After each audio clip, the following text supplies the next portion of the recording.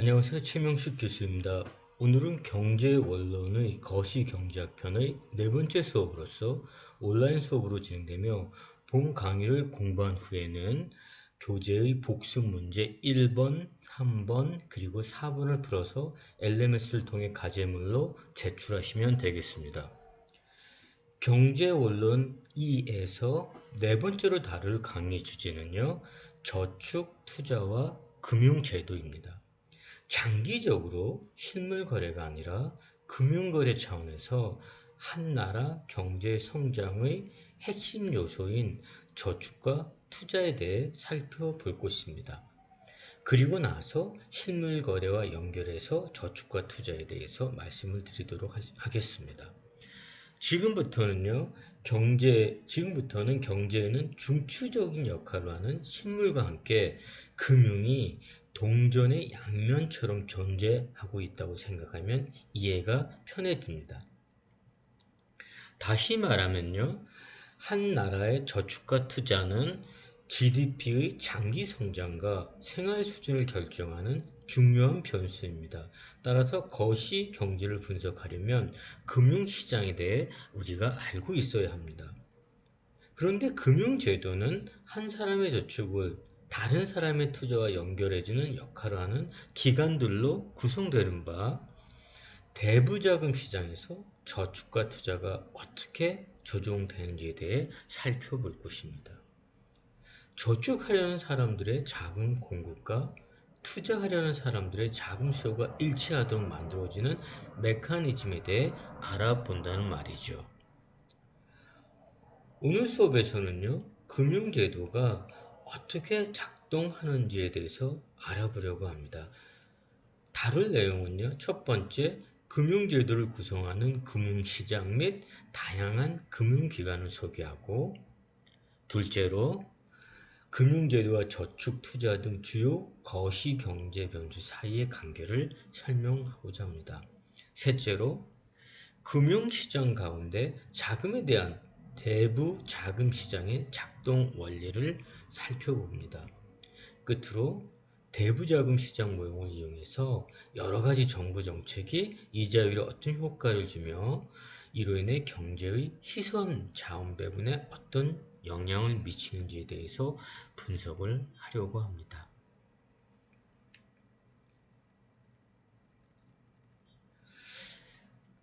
우리가 지난 수업에서 우리는 저축과 투자가 경제 성장에 미치는 영향에 대해서 살펴보았는데요. 지금부터는 저축이 어떻게 정의될 수 있으며 금융제도나 금융시장과 어떤 관계가 있는지에 대해 살펴보도록 하겠습니다. 먼저 금융이 무엇일까요? 금융이란 돈을 빌리고 빌려주는 것을 말합니다. 즉 금융은 돈의 차익과 대부를 말합니다. 실물 거래에서는요, 상품을 사고 돈을 주고 상품을 팔고 돈을 받듯이 상품과 돈이 교환되지만 금융거래에서는요, 채무증서를 받고 돈을 대부해주고 채무증서를 주고 돈을 차입하듯이 채무증서나 증권이 돈과 교환됩니다. 예를 들어 고객이 은행에 예금을 하면 통장이라는 채무증서를 받고 은행에 돈을 대부한 것입니다. 예금은 고객의 입장에서 보면 금융자산이고 은행의 입장에서 보면 금융부채에 해당됩니다. 이렇듯 경제 주체들 사이에서 돈이 융통되는 것이 곧 금융이라고 말할 수 있습니다. 다음은 돈의 융통과 관련된 금융제도, 금융시장, 금융기관에 대해서 알아보도록 하겠습니다. 첫째, 금융제도, Financial System은 무엇이냐면 금융시장과 금융기관, 그리고 이들을 운영하는 법규 등을 포괄하는 개념입니다. 국가 경제에서 금융제도는요, 저축이 투자로 연결되도록 돕는 여러 금융기관으로 구성되어 있습니다. 금융제도의 주요한 역할은 자금을 남는 잉여 부분에서 부족한 부문으로 원활하게 이동하도록 하는 것입니다. 금융제도가 제대로 작동될수록 경제가 성장하고 사회 후생이 증가하게 됩니다. 예를 들어 기업이 금융제도 하에서 자금을 원활히 조달할 수 있다면 미래 생산을 위한 투자 활동이 증가되어 고용도 늘어나고 재화와 서비스의 생산이 증가합니다. 반대로 금융제도가 제대로 작동하지 못한다면 사회 전체적으로 후생이 감소하게 될 것입니다.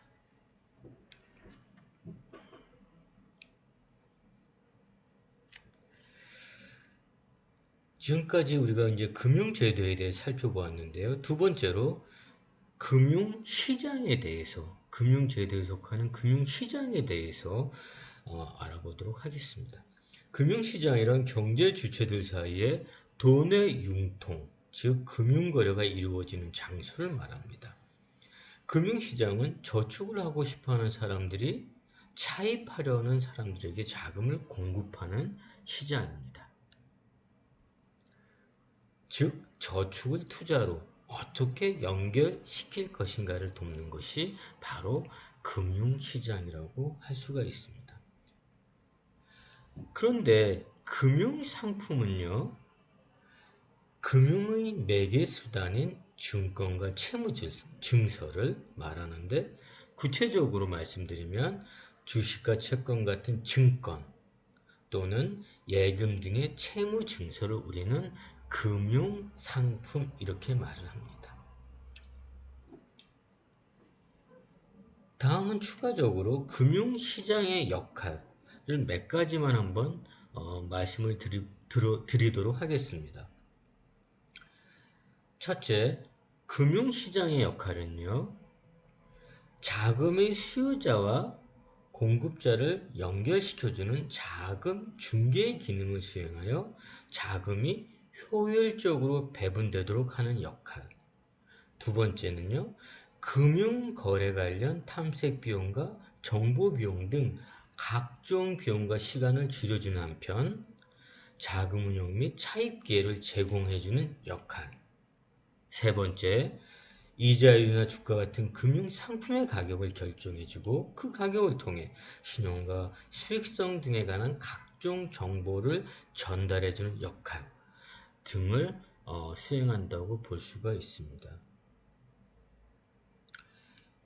그리고 금융시장은요, 거래 단계, 형태, 상품 등에 따라 여러 가지 유형으로 구분되는데요. 여기서는 거래되는 금융상품에 따라 금융시장을 한번 구분해 보면요.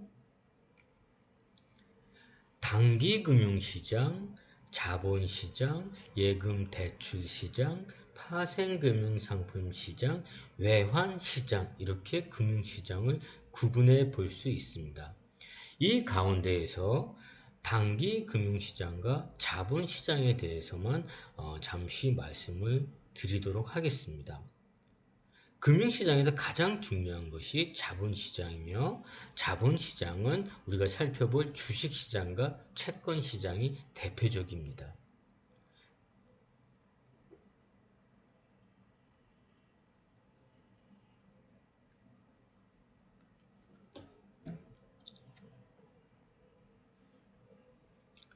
그럼 먼저 단기 금융시장에 대해서 잠깐 말씀을 드리도록 하겠습니다.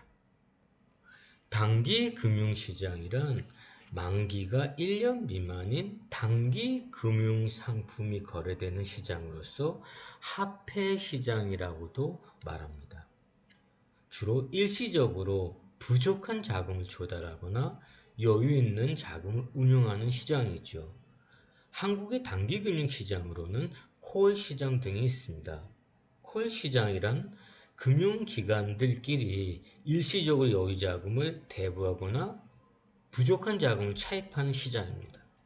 주로 전화를 통해 거래가 이루어지므로 콜시장이라고 부릅니다. 참고로 덧붙이면 나중에 공부할 중앙은행의 통화정책은 이 단기금융시장에서 행해진다고 볼 수가 있습니다. 다음은 자본시장에 대해서 살펴보도록 하겠습니다. 자본시장이란 주식과 채권 등 장기 금융상품이 거래되는 장기 금융시장을 말합니다. 자본시장은요, 기업과 정부 등이 장기적으로 필요한 자금을 조달하는 시장입니다. 보통 주식과 채권이 발행되고 유통되는 증권시장을 말합니다. 근데 증권은 산 사람이 만기까지 보유할 수도 있고 만기 이전에 유통시장에 팔 수도 있습니다. 그럼 좀 세부적으로요. 자본시장 가운데 채권시장에 대해서 먼저 말씀을 드리도록 하겠습니다. 채권 반드가 거래되는 채권시장에 대해서 알아보도록 하겠습니다. 채권시장은요, 채무증서의 일종인 채권이 거래되는 시장입니다.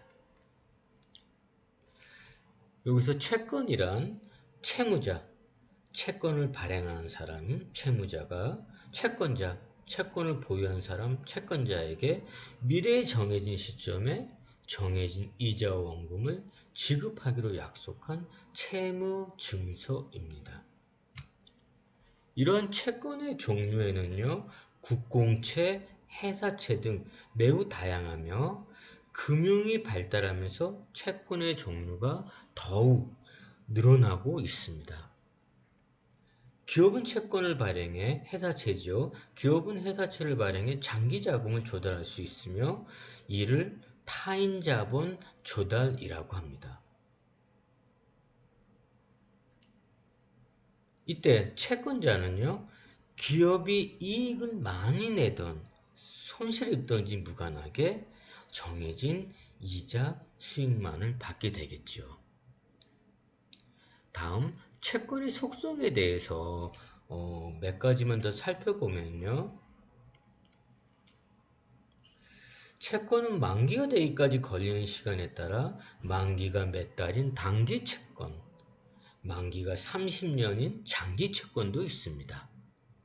대체로 장기 채권은 단기 채권에 비해 원금을 돌려받을 때까지 오래 기다려야 하므로 위험 부담이 크기 때문에 만기 이전에 팔 때 더 낮은 가격을 받게 되는 대신 수령할 이자율이 높은 것이 일반적입니다. 두 번째 중요한 속성은 신용위험입니다. 신용위험이란 차입자가 이자나 원금을 지불하지 않는 위험을 말합니다. 이같이 원리금의 지급 의무를 이행하지 못하는 것을 채무불이행이라고 하죠. 보통 정부의 구체는 정부가 발행하는 국채는 신용위험이 낮기 때문에 이자율이 낮은 반면 자금 사정이 나쁜 부실기업이 발행하는 정크펀드는 신용위험이 높아 이자율도 매우 높습니다. 세 번째 중요한 속성은 채권의 이자 수입에 대한 가세 여부입니다. 대부분의 채권에서 발생하는 이자 소득은 가세 대상이라고 합니다. 자세한 사항은 여기서는 말씀을 드리지 않고 이 정도로 마무리하도록 하겠습니다. 지금까지 우리는 자본시장의 대표적인 채권시장에 대해서 살펴보았고요. 지금부터는 주식시장에 대해서 알아보도록 하겠습니다. 채권시장에 반해 주식시장은요, 한 회사의 소유 지분에 대한 청구권인 주식, 스탁이 거래되는 시장입니다. 주식시장에서 기업은 장기 자금을 조달하고 투자자는 여유 자금을 재테크처럼 운영하게 되는 겁니다. 기업이 주식을 발행하여 조달한 자금은 기업의 자기 자본이 되므로 기업 활동의 기초가 되고요. 또 기업은 주식 매각을 통한 장기 자금 조달을 하는데 이를 자기 자본 조달이라고 합니다. 기업이 주식을 매각하고 나면 이 주식들은 증권 시장에서 거래가 됩니다. 반면 주식 소유자는 주주로서 지분 에쿼티, 지분만큼 소유권을 갖게 됩니다. 이때 기업이 이익을 많이 낼 경우 주주는 배당금을 많이 받을 수 있겠지만 기업이 손실을 입으면 배당금을 받지 못할 수도 있습니다. 또한 조직화된 증권시장에서 거래되는 주식의 가격은요, 시장의 수요와 공급에 따라 결정됩니다. 주식에 대한 수요와 공급에 대해 영향을 미치는 요인은 무수히 많고 각 요인이 주가에 어떤 방향으로 어느 정도 영향을 미치는지에 대한 투자가의 판단 또한 다양해서 주가의 상승과 하락 움직임을 예측하는 것은 매우 어렵다고 합니다. 투자가 입장에서 보면 주식은 큰 수익을 얻을 수도 있겠지만 최근에 비해 가격 변동이 심하고 위험 부담이 크다라고 말할 수가 있겠습니다.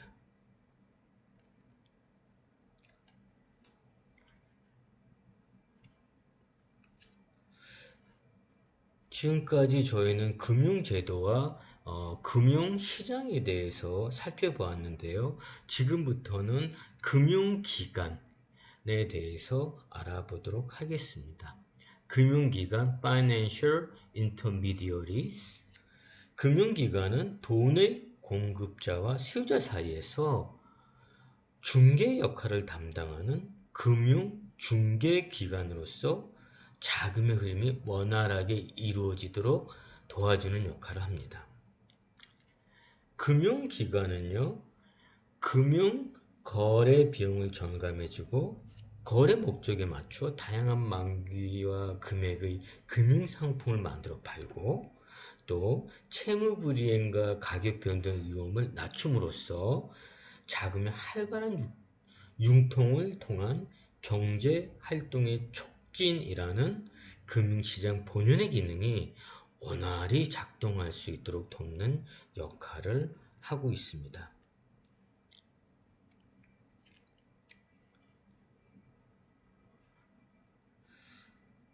금융기관은 취급하는 금융 서비스의 성격에 따라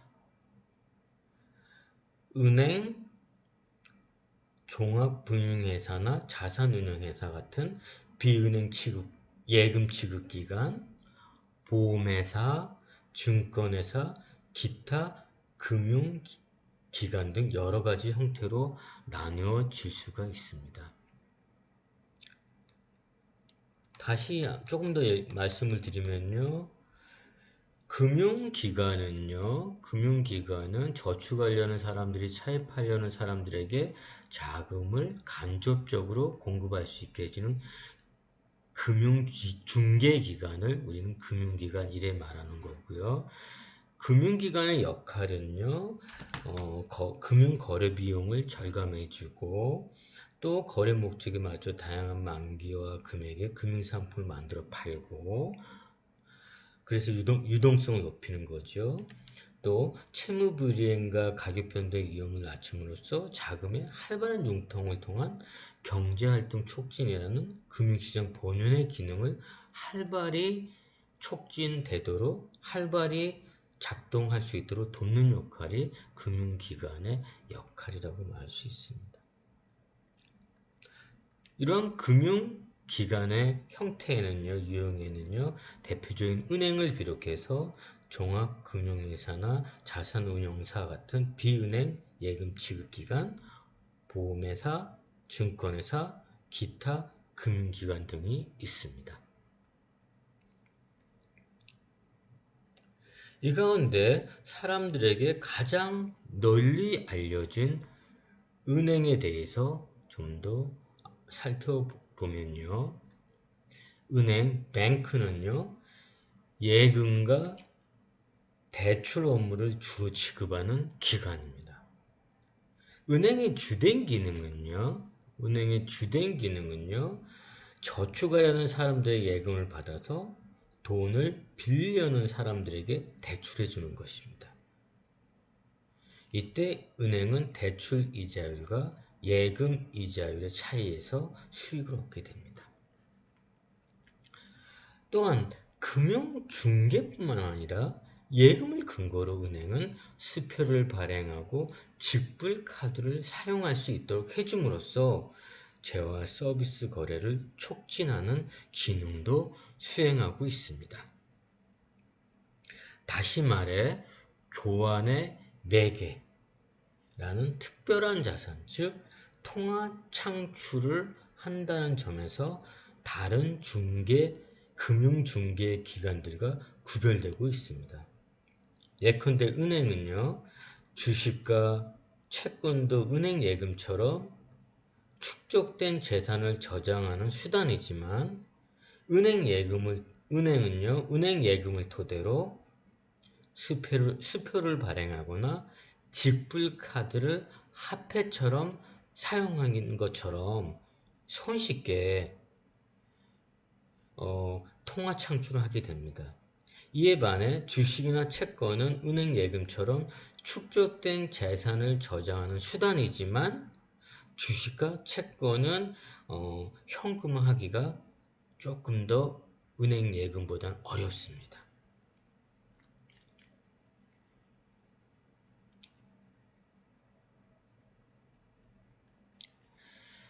여기서 참고로 몇 마디만 더 덧붙이면요. 한국에서는 은행법에 의해 설립된 일반은행과 각각의 개별법에 의한 특수은행이 존재합니다. 일반은행은 우리 동네에서 손쉽게 볼 수 있는 시중은행과 지방은행 및 외국은행, 국내 지점으로 구성이 됩니다. 일반은행은 주로 예금으로 조달한 자금을 단기대출로 운용하는 금융 업무를 취급합니다. 반면 특수은행은요, 주로 예금으로 조달한 자금을 단기대출로 운영하는 금융 업무를 취급하지 않고요. 취급하는 대신 특수은행은 일반은행이 대출 자원이나 채산성 제약으로 자금을 공급하기 어려운 특정 부분에 자금을 공급하기 위해 세워진 은행으로서 대부분이 정부계 은행이라고 할 수 있습니다. 특수은행에는요, 중요 산업의 기술 개발 등을 위한 장기 시설 자금을 공급하는 한국산업은행, 수출입 금융을 전문적으로 취급하는 한국수출입은행 등이 포함됩니다. 참고하세요. 다음은 금융기관 중에 뮤추얼 펀드에 대해서 잠시 이야기를 하도록 하겠습니다. 뮤추얼 펀드는요, 일반 사람들에게서 주식을 공모하여 조성한 자금으로 다양한 주식과 채권을 구입한 투자회사를 말합니다. 뮤추얼 펀드에 가입한 주주들은 전문가가 운영하는 펀드의 투자한 수익 가치가 상승하면 이익을 보고요. 반대로 수익 가치가 하락하면 손해를 입게 됩니다. 특히 뮤추얼 펀드는 소액 투자가들에게 분산 투자의 기회를 부여하는 장점 등으로 인해 점점 그 비중이 높아지고 있다고 합니다. 그런데 한번 들어보시면 금융기관은요, 전통적으로 은행업, 보험업, 증권업을 3대 추구하여 그동안 발전해 왔습니다. 오늘날 세계의 금융산업은요, 전자통신기술의 발달과 함께 고객 수요의 다양화, 규제 완화 등의 영향으로 인한 대형화, 자산을 기초로 새로운 증권을 발행해 다시 매각함으로써 유동성을 확보하는 증권화, 그리고 금융기관 간 인수와 합병 및 전략적 제휴를 통한 겸업화 현상이 확산되고 있다 합니다. 우리나라의 경우에도 이런 대형화, 증권화, 겸업화 현상이 확산되고 있습니다. 참고하시고요. 그러면 잠시 쉬어간다는 차원에서 문제를 몇 개 풀어보도록 하겠습니다. 첫 번째 문제는 주식과 채권의 주요 속성을 묻는 질문인데요. 제가 한번 읽어보면요. Stock is a claim to partial ownership in a firm. Bonds are certificate of indebtedness. 그렇습니다. 주식은요, 회사의 부분적 소유권을, 채권은 회사의 차입 증서를 나타내는 것이 올바른 설명인지를 묻고 있습니다. 정답은 네로서 올바른 설명이 되겠습니다.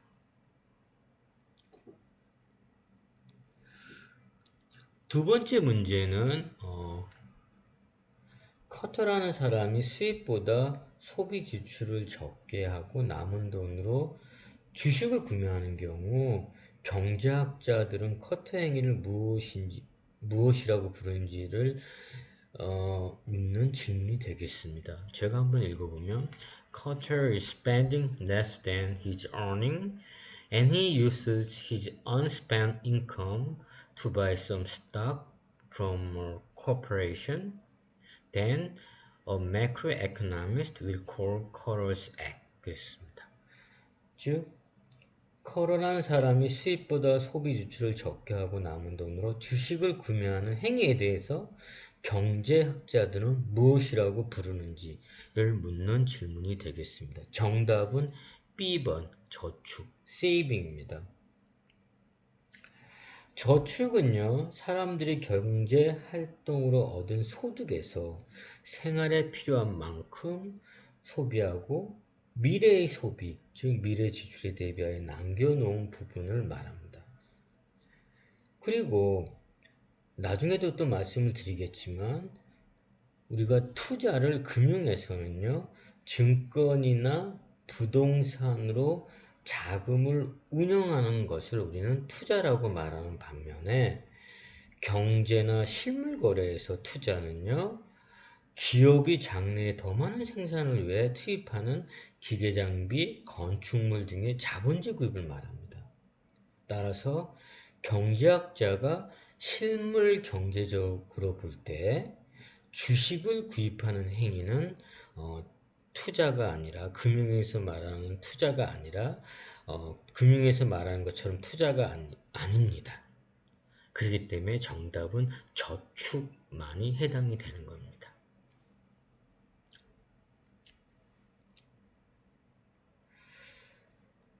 세 번째 문제를 보시면요. 헨리가 대리한 기업의 채권을 구매하고 회사는 이 차입금으로 공장 기계를 구입한 투자를 한 경우 경제학자들은 헨리와 델 기업의 행위를 무엇이라고 부르는지를 묻는 질문이 되겠습니다. 제가 한번 읽어보면요. Henry buys a bond issued by Dell Incorporated, which uses the bond to buy new machinery for one of its factories.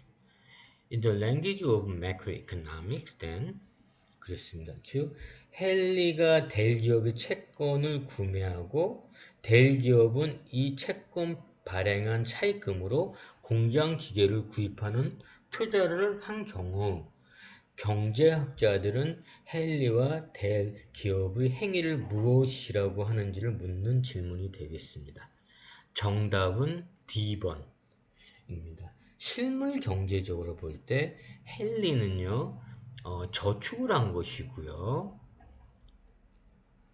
델 기업은 투자를 한 것입니다. 왜냐하면 기계를 미래 생산을 위한 기계를 샀기 때문에. 그래서 정답은 D가 되겠습니다. 네 번째 문제는 금융제도의 주된 경제적 기능이 무엇인지를 묻고 있습니다. 제가 한번 읽어보면 The primary economic function of the financial system is to 그랬습니다. 그래서 정답은 D번입니다. 그래서 금융제도의 주기능은 한 사람의 저축과 다른 사람의 투자를 연결시켜 자금이 원활히 실물 경제로 흐르도록 하는 것. 이게 금융제도의 주된 목적이다. 이게 정답이 되겠습니다. 다섯 번째 문제는요. 한 나라가 이전에 비해 GDP 대비 더 많은 저축을 했다면 무슨 일이 발생할지를 묻는 질문이 되겠습니다. 제가 읽어보면 When a country saves a larger portion of its GDP than it did before, it will have 그랬습니다. 그래서 한 나라가 이전에 비해 GDP 대비 더 많은 저축을 했다면 무슨 일이 생길까요? 라고 묻는 질문인데요. 한 나라에서 저축이 증가하면요.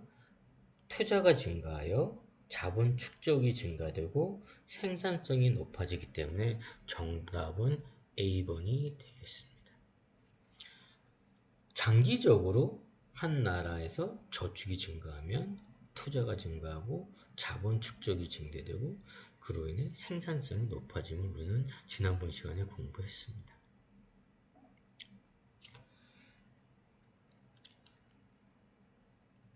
지금부터는 국민 계정에서의 저축과 투자에 대해서 살펴보도록 하겠습니다. 지난 수업에서 공부한 것처럼 한 나라의 저축과 투자는 GDP의 장기 성장과 생활 수준을 결정해주는 중요한 변수입니다. 따라서 거시경제를 분석하려면 금융시장에 대해 우리는 알고 있어야 합니다. 그래서 지금부터는 금융시장에 대한 분석의 첫 단계로서 금융시장에서 일어나는 경제행위를 포착해주는 주요 거시경제 변수들에 대해 살펴볼 것입니다. 즉, 국민소득 계정에서 저축과 투자에 대해서 살펴보려고 합니다. 먼저 저축과 투자의 개념에 대해서 좀 더 말씀을 드리도록 하겠습니다. 여러분이 좀 헷갈릴 수가 있기 때문에요. 금융거래와 실물거래에서 사용되는 용어가 조금 용어는 같지만 의미가 좀 다르기 때문에 여러분이 헷갈릴 수가 있기 때문에 저축과 투자를 금융거래와 실물거래에서 어떻게 다르게 사용하는지에 대해서 좀 더 말씀을 드리도록 하겠습니다. 먼저 저축. 저축은 사람들이 경제활동으로 얻은 소득 중에서 생활에 필요한 만큼 소비하고 미래의 소비, 즉 미래 지출에 대비하여 남겨놓은 부분을 우리는 저축 이렇게 말합니다. 가정경제 입장에서 보면 저축은 예금, 적금, 주식, 채권 등 각종 금융자산 및 부동산 등 실물 자산의 형태로 남아있게 됩니다.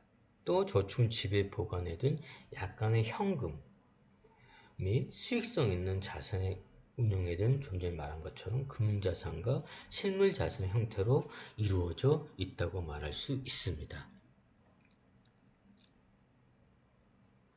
그런데 저축한 돈은 미래의 가치 증식을 목적으로 여러 가지 형태의 자산으로 전환하는 것을 우리는 투자라고 말합니다. investment, 투자. 엄밀히 말하면 지금 말한 투자는 금융거래에서의 투자를 말하고 있습니다. 투자는 넓게 예금을 포함한 모든 자산을 대상으로 할 수 있지만 금융거래에서는 일반적으로 범위를 좁혀 자산 가치가 변동할 수 있는 주식과 채권 같은 증권, 건물이나 땅 같은 부동산 등으로 자금을 운용하는 경우에 한정해서 투자라는 용어를 사용합니다. 정리해서 다시 말씀드리면 저축은 일정 기간 동안 경제활동으로 얻은 소득 중 쓰고 남은 부분을 말합니다. 저축을 금융을 통하여 기업의 투자 자금으로 사용되고요. 미래 생산을 증가시키게 됩니다. 따라서 저축한 돈을 운용하는 모든 행위를 우리는 투자라고 말할 수가 있습니다. 그러나 일반적으로 현실의 금융거래에서는요, 저축을 예금과 투자라는 말로 구분하고 있는데 예금은 이자 수익만을 기대하고 돈을 금융기관에 운용하는 것을 말합니다. 그리고 투자는 자산가치 상승과 그로 인해 발생하는 수익을 기대하고 돈을 운용하는 것을 우리는 투자라고 말합니다. 즉, 투자는 증권이나 부동산으로 자금을 운용하는 것을 말합니다. 이 투자는 금융거래에서의 투자입니다. 그러면 실물거래에서는 투자를 뭐라고 말할까요? 우리가 지난 수업에서 조금 전에도 말씀드린 것처럼 경제나 실물거래에서 투자라고 할 때는요, 투자는 기업이 장래에 더 많은 생산을 하기 위해 투입하는 기계장비, 건축물 등의 자본주의 구입을 우리는 투자라고 말합니다.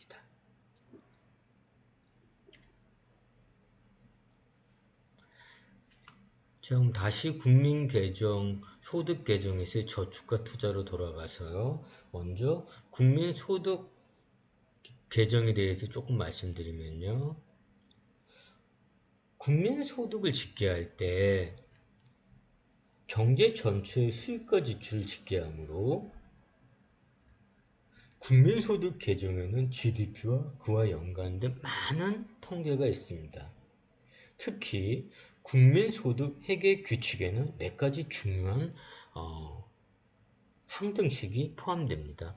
이런 항등식에 대해서는 조금 후부터 우리가 하나하나 보도록 하겠습니다. 여기서는 참고적으로 등식, 방정식, 항등식에 대해 잠깐 구분해서 말씀드리도록 하겠습니다. 한번 들어보세요. 먼저 등식은요.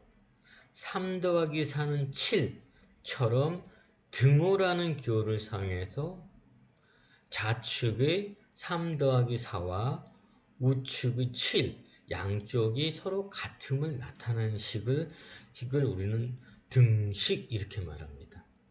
그래서 등식은요. 등호의 양쪽이 서로 같음을 나타내는 식입니다. 따라서 식에 등호가 있으면 식이 맞든 틀리든 상관없이 등식이라고 말하는 거죠. 이에 반해 방정식은요. 3x 더하기 4는 7처럼 미지수 x에 따라 이 식이 참이 되기도 하고 거짓이 되기도 하는 등식입니다. 따라서 방정식의 해는 방정식을 참이 되게 하는 미지수를 뜻합니다. 미지수의 값을 찾는 것을 뜻합니다. 다시 말해 방정식은 미지수가 특정한 값을 가질 때만 참이 되는 등식입니다. 그래서 좌변과 우변은 서로 다른 식입니다. 반면 항등식은요. 미지수에 어떤 수를 대입해도 참이 되는 등식을 말합니다. 항상 참이 되는 등식을 말합니다. 따라서 항등식은 미지수가 어떤 값을 가져도 참이 됩니다. 그래서 좌변과 우변이 같은 식입니다. 항등식은 여러 변수가 서로 어떻게 연결되는지 분명히 해준다는 점에서 아주 유용한 식이라고 말할 수가 있습니다. 자, 이런 항등식의 의미를 바탕으로 깔고 국민소득 항등식에 대해서 지금부터 살펴보도록 하겠습니다.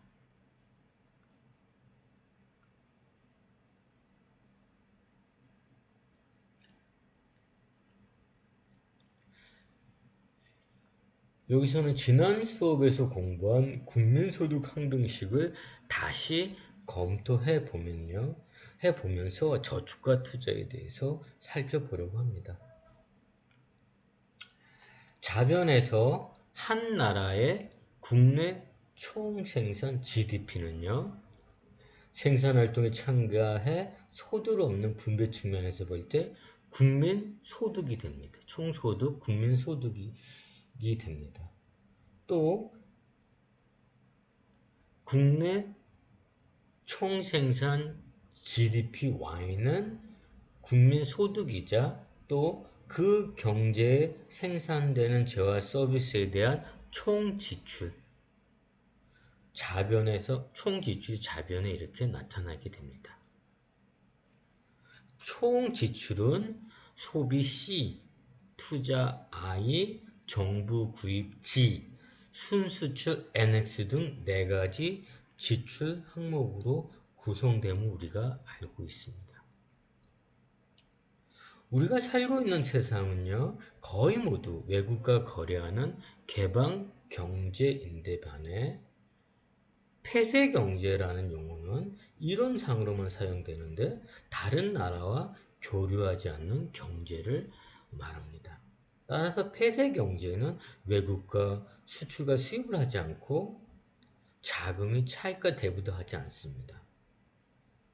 폐쇄 경제에서 수입과 수출은 각각 0이므로 순수출도 0이 되므로 국민소득 항등식은 이와 같이 표현할 수가 있습니다.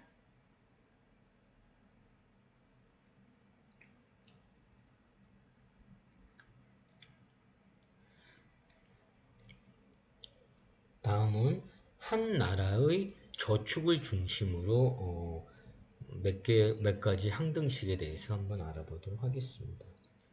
한 나라의 저축, 국민 저축이죠. National Saving은 경제 전체의 소득에서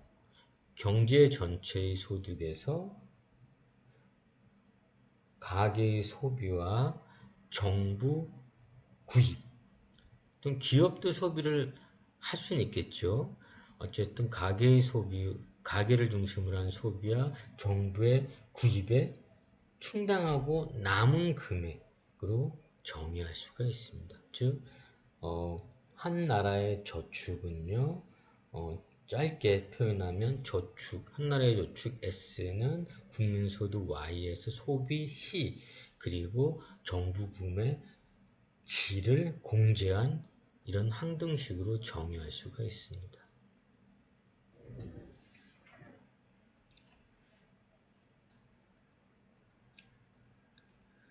그런데 만약 폐쇄 경제를 가정한다면요,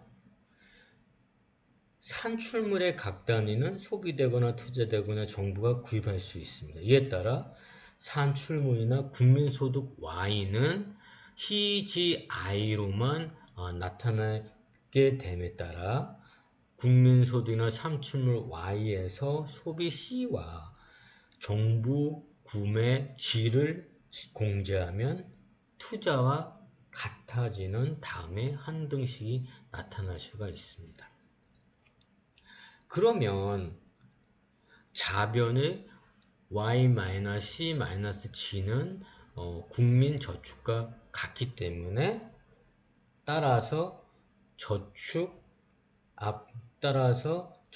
S는 투자 I와 같음을 나타내는 항등식을 우리는 도출할 수가 있습니다. 그러면 일정 기간 동안 한 나라의 저축은 모두 투자로 나타난다는 경제적 의미를 갖습니다. 경제적 균형에서의 경제적 의미를 갖게 되는 겁니다. 한 나라의 저축 모두 투자와 같다는 경제적 균형의 의미를 갖게 된다는 말입니다. 이에 반해 개방경제, 우리가 살고 있는 개방경제를 가정한다면요,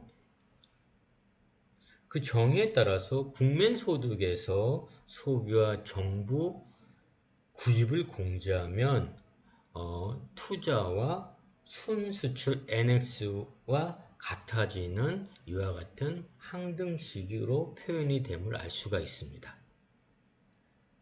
그러면 자변의 Y-C-G는 S, 국민저축이기 때문에 자변 Y-C-G 대신 저축 S를 대입하면 앞의 식은 저축 S는 투자 I 더하기 순수출 NX와 같음을 나타내는 항등식이 됩니다.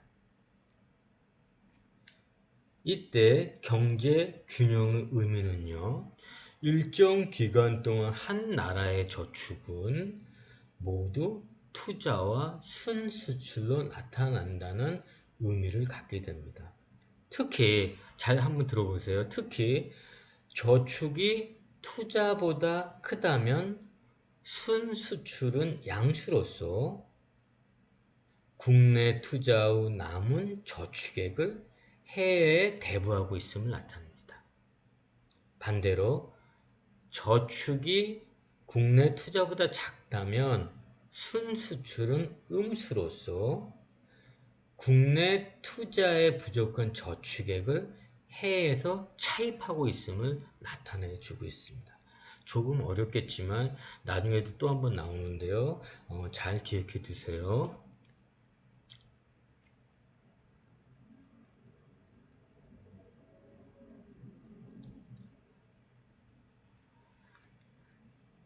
살펴본 앞의 방정식을 좀 더 변형해보면 국민저축의 의미를 이해하는 데 도움이 된다는 관점에서 정부가 가계에서 징수하는 세금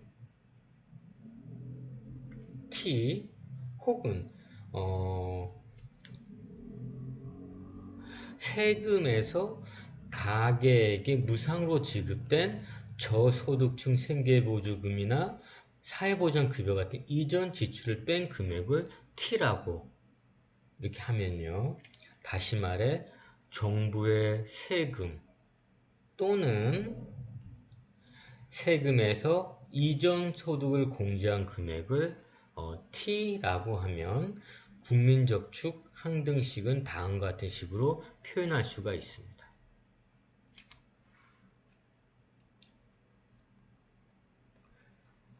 두 번째 식에서 보시면요.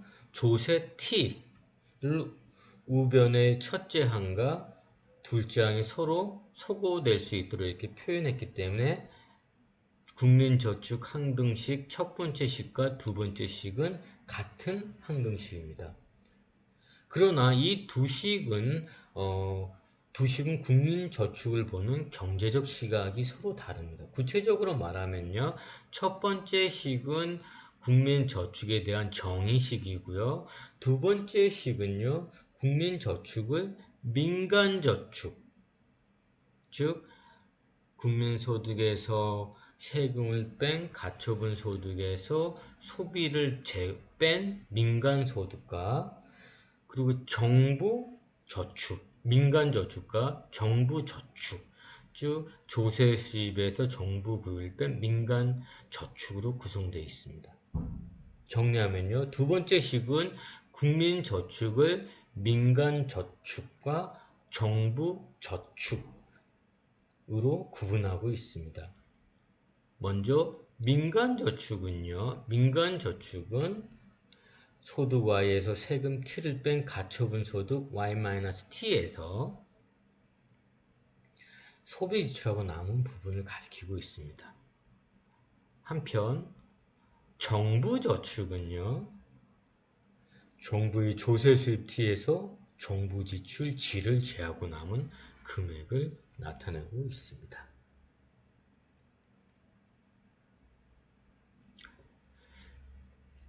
참고로 덧붙이면 정부는 생산의 주체가 아니므로 민간에게서 세금을 징수하고 이를 이용해 재화와 서비스 구입에 지출을 하게 됩니다.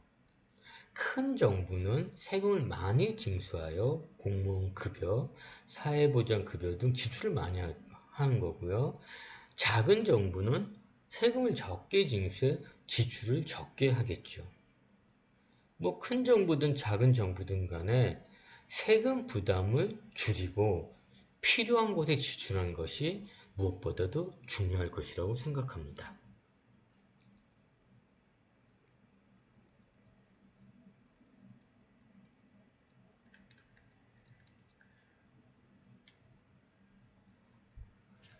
그런데 정부의 재정은요, 조세 T가 정부 구입 지출 D보다 크면 정부 수입이 정부 지출보다 많아지므로 재정 흑자가 발생합니다. 반대로 정부 수입이 정부 지출에 미달하면 재정 적자가 발생합니다. 한번 이에 대해서 다시 한번 살펴보면요. 정부가 일정 기간 동안 정부를 꾸려갈 때 재정은요. 정부의 수입과 지출을 말하는데 정부의 조세 T가 정부 구입 지출 G보다 크다면 정부 수입이 정부 지출보다 많아지므로 재정 흑자가 발생한다 이렇게 말하고 이 재정 흑자가 바로 정부의 저축이 되겠습니다. 흑자만큼 저축하는 거죠, 정부가. 반대로 조세 T가 정부 구입 지출 G보다 작다면 정부 지출이 정부 수입을 초과하므로 재정 적자가 발생합니다. 이 재정 적자로 정부 저축은 마이너스가 되는 거죠. 그러면 끝으로 저축과 투자가 일치한다는 항등식 방정식의 배후에는 즉 다시 저축과 투자 방정식의 배후 메커니즘에 대해서 한번 살펴보도록 하겠습니다.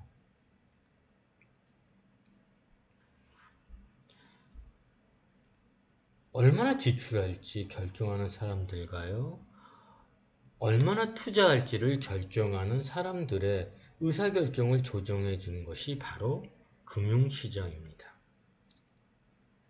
폐쇄경제에서는 국민저축과 국내 투자가 일치하고요. 개방경제에서는 국민저축과 국내 투자와 순수출을 뜻하는 순해외 투자의 합이 일치하는 방정식 양변의 배후에는요, 금융시장과 금융기관 같은 금융제도가 있어서 국민경제의 저축을 투자로 연결시켜 주는 겁니다. 즉, 저축과 투자, 방정식의 배후 메커니즘은 금융제도라고 이렇게 말할 수가 있습니다. 금융제도의 역할이라고 말할 수 있는 거죠.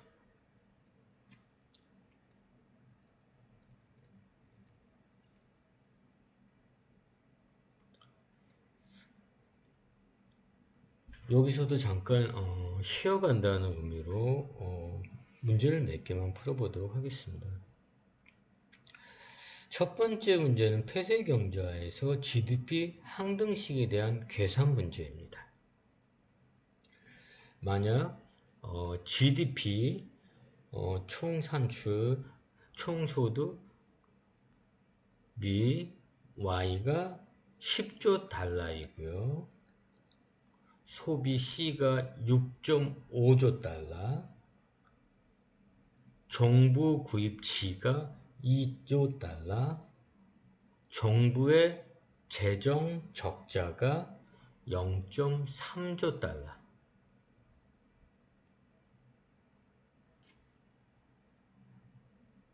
일때 정부 저축, 민간저축, 국민저축, 투자, 순조세 수준을 계산하는 문제가 되겠습니다. 그러면 한번 이 수식들을 쓰면서 한번 계산해 보도록 하겠습니다.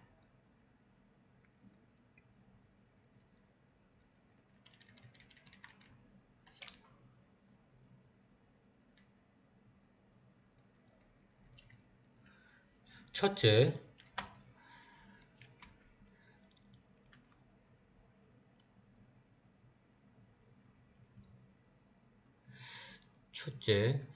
재정 적자는요, 재정 적자 T-G는요, 0.3조 달러로서 정부 저축 T-G도 마이너스 0.3조 달러라고 말할 수가 있습니다. 재정 적자가 0.3조 달러이므로 정부 저축은 마이너스 0.3조 달러 이렇게 쓸 수 있고요. 둘째, 조세, 또 다른 말로 순조세 T는요, 정부 구입 지출에 정부 저축을 합한 것이므로 정부 구입 지출 2조 달러, G가 2조 달러죠. 2조 달러에서 정부 저축 마이너스 0.3조 달러를 합해주면요. 1.7조 달러가 조세 수입이 됩니다. 세 번째, 민간 저축 Y-T-C는요. 우리가 Y 산출물 10조 마이너스 조세 1.7조 마이너스 소비 6.5조 달러를 빼주면 1.8조 달러가 됩니다. 네 번째, 국민저축 S는 Y-C-G로 정의되기 때문에 Y 10조 마이너스 C 6.5조 마이너스 G 2조 해주면 1.5조 달러입니다. 정부 민간저축이 1.8조 달러일 때 정부저축이 마이너스 0.3조 달러이므로 국민저축은 1.5조 달러가 된 거죠. 끝으로 폐쇄경제하에서 국민저축과 투자가 일치하기 때문에 저축이 1.5조 달러이면 투자도 1.5조 달러가 되는 겁니다.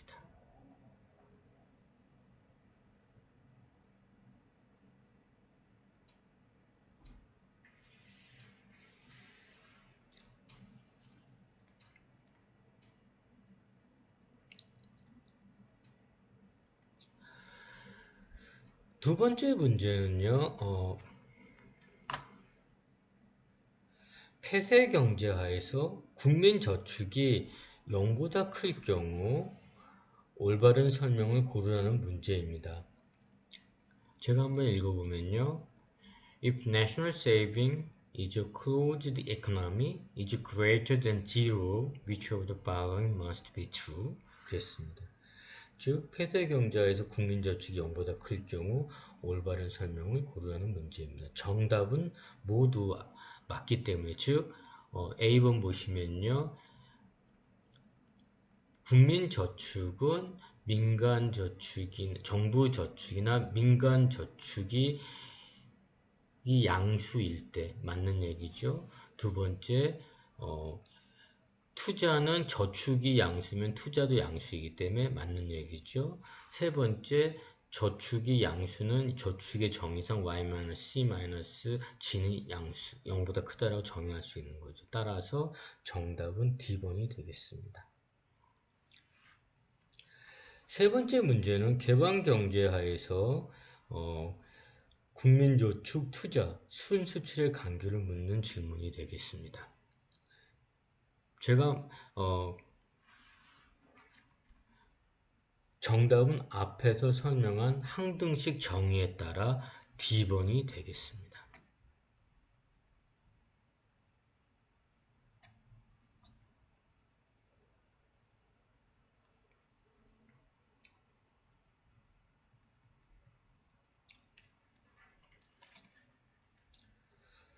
자, 이제부터는 금융시장과 거시경제를 토대로 대부 자금 시장이라는 금융시장만 존재한다고 가정하고서 저축과 투자가 이자율 가격 질서를 통해 어떤 식으로 조정되는지 알아보고 저축과 투자에 영향을 미치는 여러가지 정책의 효과들을 분석하려고 합니다.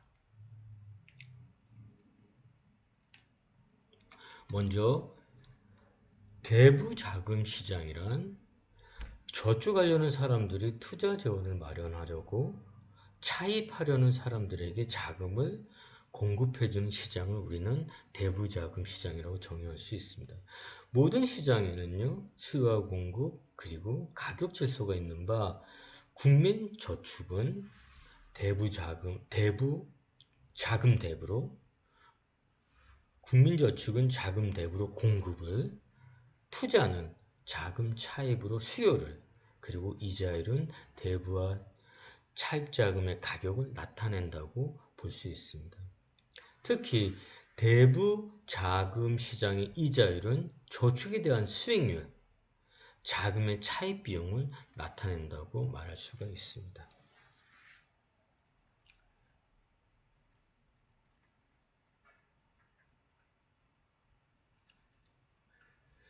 대부자금 시장의 그림을 한번 살펴보시면요. 수직 축의 이자율을 수평 축의 대부자금을 표기한 2차원 그래프에서 이자율이 높아지면 대부자의 수익률이 높아지므로 대부자금의 공급이 증가함에 따라 공급의 힘을 나타내는 공급 곡선은 이와 같이 우상향하게 그릴 수가 있습니다. 한편 이자율이 높아지면 차입자의 차입 비용이 증가하므로 대부 자금의 수요가 감소함에 따라 수의 힘을 나타내는 수요 곡선은 이와 같이 우하향하게 됩니다. 그리고 이자율은요, 대부 자금에 대한 시장의 수요와 공급이 일치하도록 조정이 되게 됩니다. 예를 들면 일정 기간 동안 대부자금 시장에서 이 대부자금에 대한 수요와 공급에 의해 결정된 수요와 공급이 일치될 때 결정되는 균형이자율은 5%이고 이 가격 하에서 이 이자율 5% 하에서 균형 대부와 차입량, 즉 균형 거래량은 1조 2천억 달러로 결정이 되는 겁니다. 만약 이자율이 균형 수준을 찾아가는 만약 이자율이 균형 이자율보다 낮다면 또 이자율이 균형 이자율보다 높다면 수요 공급과 이자율의 조정에 의해서 균형을 찾아가는데요. 이러한 이자율이 균형 수준을 찾아가는 원리는 다른 시장에서와 똑같이 작동합니다. 만약 이자율이 균형 이자율보다 낮다면 4%로서 이 정도에 있다면요. 자금의 공급량이 자금의 수요량에 비해서 적기 때문에 자금의 부족 현상이 발생하기 때문에 이자율은 수요와 공급에 힘에서 수요 힘이 커짐으로써 상승하게 됩니다. 이자율이 상승함에 따라 조축인으로 자금의 공급량은 서서히 증가하는 반면 투자를 위한 자금의 차입이 줄어서 자금의 수요량은 감소하게 됩니다. 그래서 다시 이제 균형에 도달하게 되는 거죠. 반대로 이자율이 균형 이자율보다 높은 경우 또 마찬가지로 적용됩니다. 여러분이 스스로 한번 해보도록 하십시오. 따라서 이런 식으로 이자율은 대부자금의 수요량과 공급량이 정확하게 일치하는 균형 수준을 찾아간다라고 말할 수가 있습니다. 참고로 덧붙이면요. 보통 거래 시 주고받거나 발표되는 명목 이자율보다 실질 이자율이 인플레이션을 감안해 더 정확한 지표이기 때문에 실물 경제에서는 실질 이자율을 사용해 의사결정을 한다고 합니다. 따라서 이 장에서 나오는 이자율은 실질 이자율을 나타낸다고 생각하시길 바라겠습니다.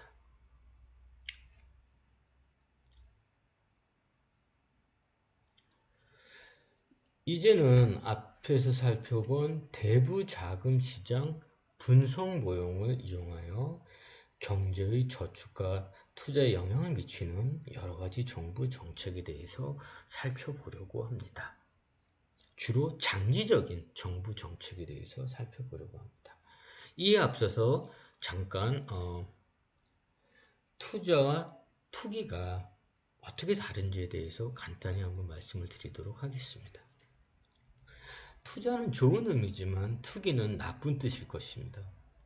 현대사회에서 금융산업이 발달하면서 돈을 운용할 수 있는 수단, 즉 금융상품이 매우 다양해졌습니다.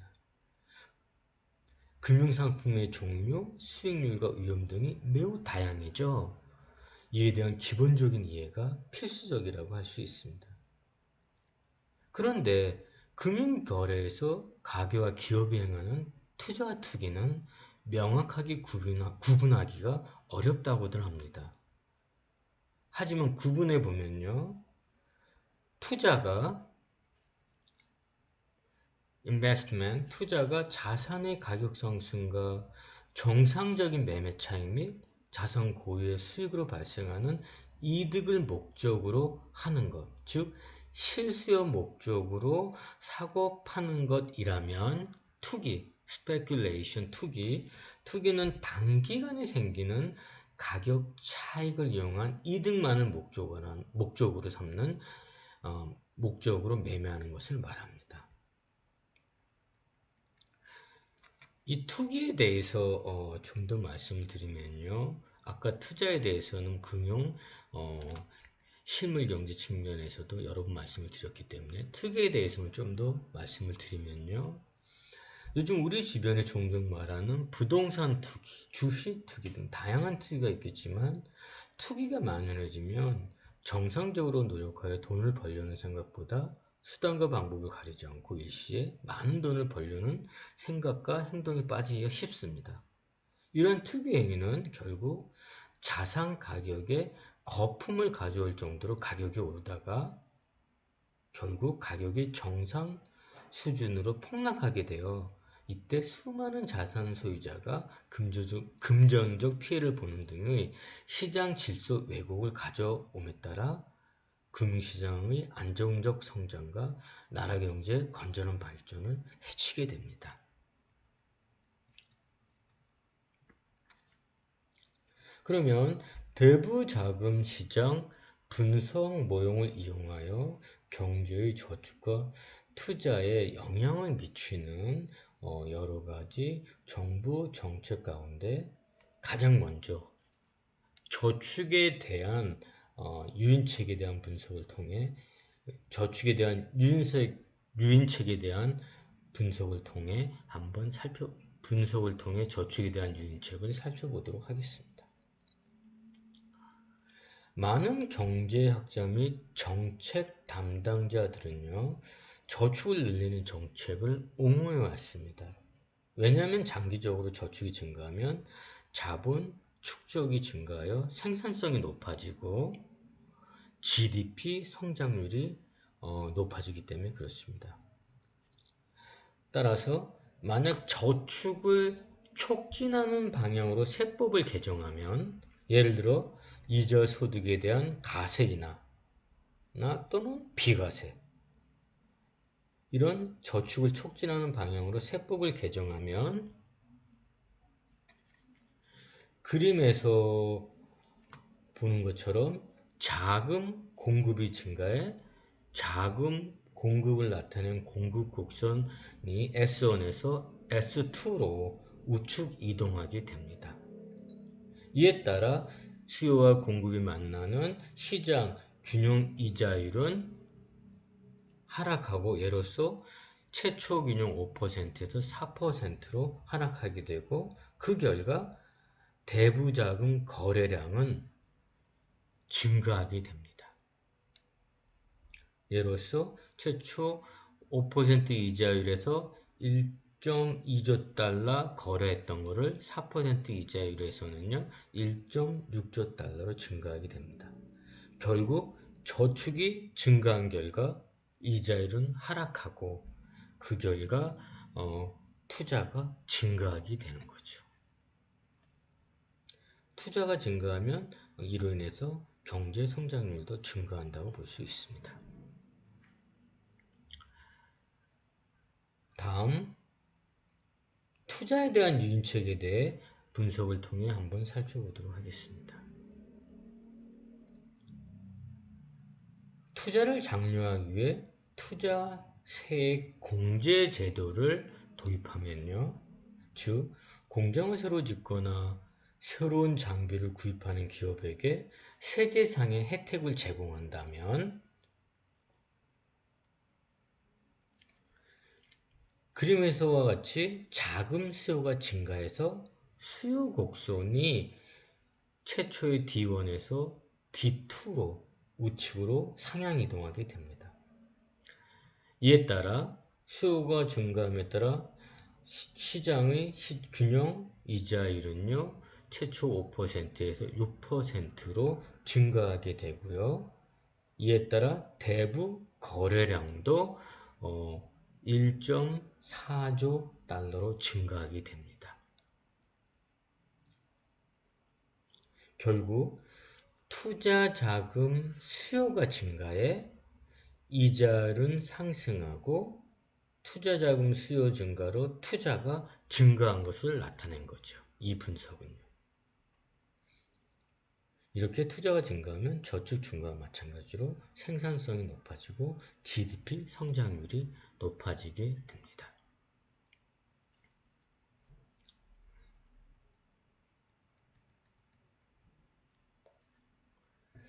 끝으로 정부의 재정 상태죠. 정부 재정이 흑자인지 적자인지는 끊임없는 정치적 논쟁의 대상인데요. 먼저 재정 적자에 대해서 살펴보면요. 재정 적자란 정부가 세금을 걷어들이는 금액보다 지출이 더 많아서 발생하는 것이죠. 정부는 이때 재정 적자를 메우기 위해 자금을 차입하게 되는데 정부 차입이 누적되는 것을 우리는 정부 채무, 다른 말로 국가 채무라고 부릅니다. 그림을 한번 보시면요. 최초 균형에서 재정 일정 기간 동안 재정 적재가 발생하면요. 정부 저축이 정부 재정 적자가 발생하면 정부 저축이 마이너스로 국민 저축이 감소합니다.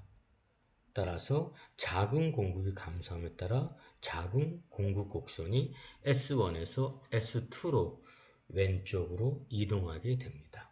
이에 따라 균형 이자율은요, 공급의 감소로서 만약 6%로 상승하게 됨에 따라 자금 거래량도 예로서 0.8조 달러로 감소하게 됩니다.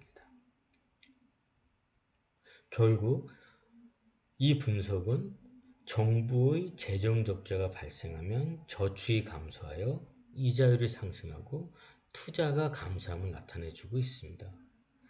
투자가 경제 성장을 결정해주는 주요 변수이기 때문에 역시 재정 적자도 경제 성장률을 떨어뜨린다는 것을 나타내주고 있습니다.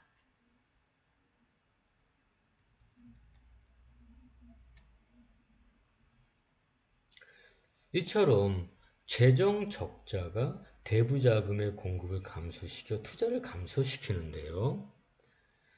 재정 적자에 따른 정부의 차입으로 인해 민간이 사용한 자금이 줄어들어서 투자가 감소했다는 측면에서 이를 우리는 밀어내기 효과, crowding out effect이라고 부릅니다. 반대로 정부의 재정 흑자의 경우는요, 장기적으로 볼 때 국민 저축을 증가시켜 이자율이 하락하고 그 결과 투자는 증가하게 됩니다. 이 분석은 여러분이 한번 스스로 그래프를 통해서 한번 해보세요.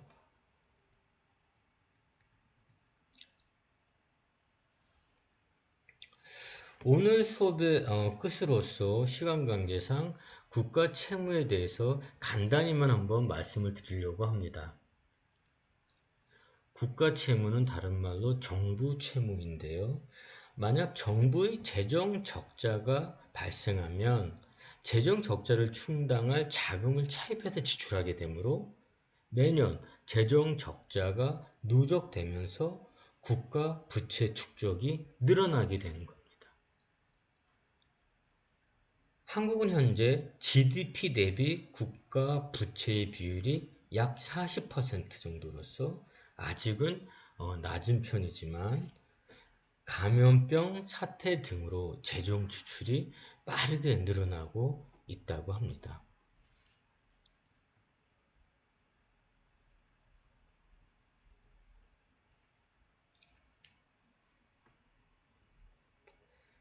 마지막으로 정리할 문제 두 개만 풀어보도록 하겠습니다. 첫 번째 문제는 금융제도의 역할을 묻는 질문인데요. At the broadest level, the financial system moves the economic scarce resource from savers to borrowers. 됐습니다. 그래서 정답은 D번입니다. 금융제도는 저축을 통한 대부와 투자를 위한 차입을 연결시켜 주는 것이죠. 그래서 정답은 D번이 되겠습니다. 두 번째 문제는요, 미국 정부의 재정 적자가 지난 몇 년 동안 지속됐는데 다른 여건이 일정할 때 어떤 효과를 가져오는지를 묻는 질문입니다. In the last few years, the U.S. government budget deficit has increased. Other things the same. This means the 정답은 B번입니다. 즉, 두 번째 문제는 뭐냐면요. 미국 정부의 재정 적자가 지속되었는데 다른 여건이 일정할 때 어떤 효과를 가져오는 문제로서 정답은 B번입니다. 아까 말씀드린 내용인데요. 재정 적자로 인해서 국민저축이 감소하여 자금 공급 곡선이 왼쪽으로 이동하고요. 그 결과 균형이자율은 상승하게 되고요. 또 그로 인해 투자를 위한 자금 거래량은 감소하게 된다가 정답이 되겠습니다.